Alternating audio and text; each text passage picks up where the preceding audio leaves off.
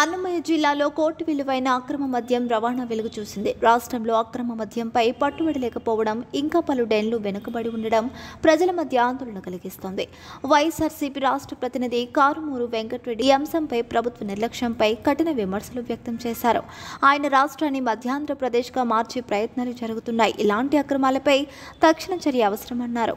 అక్రమ మద్యం ఎలా ఏరులై పారుతా ఉందనడానికి ఈరోజు అన్నమయ్య జిల్లా మొలకల చెరువులో ₹1 కోటి విలువైనటువంటి అక్రమ మద్యం తయారీ సంబంధించినటువంటి ముడి సరుకు డంపుని పోలీసులు సీజ్ చేయడమే దానికి ఒక ఉదాహరణ. 9 మందిని అదుపులో తీసుకున్నారు. సాక్షాత్తు తెలుగుదేశం పార్టీ మంత్రి రాంప్రసాద్ రెడ్డి అనుచరులుగా పోలీసులు గుర్తించడం జరిగింది. దీంట్లో మరీ ముఖ్యంగా తంబాలపల్లి తెలుగుదేశం పార్టీ ఇన్ఛార్జిగా ఉన్నటువంటి జయచంద్రారెడ్డి బావమరిది గిరిధర్ రెడ్డి కనుసన్నల్లో ఈ అక్రమ మద్యం తయారు చేస్తూ దీన్ని సరఫరా చేస్తున్నట్టుగా కూడా. ఈ సరఫరా ఎక్కడ కదిరి, అన్నమయ్య జిల్లా అలానే చిత్తూరు జిల్లాలకి ఈ నకిలీ మద్యాన్ని సరఫరా చేస్తున్నట్టుగా పోలీసులు గుర్తించారు.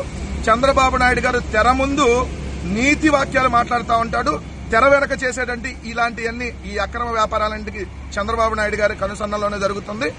ఆంధ్రప్రదేశ్ రాష్ట్ర ప్రభుత్వంలో ముఖ్య నేతగా ఉన్నటువంటి ఈ నేతల కనుసన్నల్లో కోట్లాది రూపాయల మద్యం ప్రతి నెల అక్రమ వ్యాపారం జరుగుతూ ఉంది.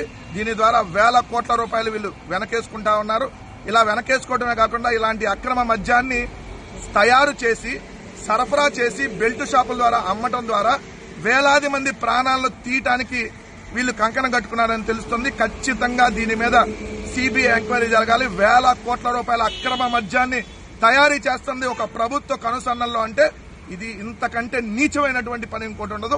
ప్రజల ప్రాణాలని మద్యంతో తీస్తా ఉన్నారంటానికి ఈ రోజు దొరికినటువంటి ₹1 కోటి అక్రమ మద్యమే దానికి నిదర్శనం. ఖచ్చితంగా దీని మీద సిబిఐ ఎంక్వైరీ జరగాలని చెప్పి వైఎస్ఆర్ కాంగ్రెస్ పార్టీ డిమాండ్ చేస్తా ఉంది.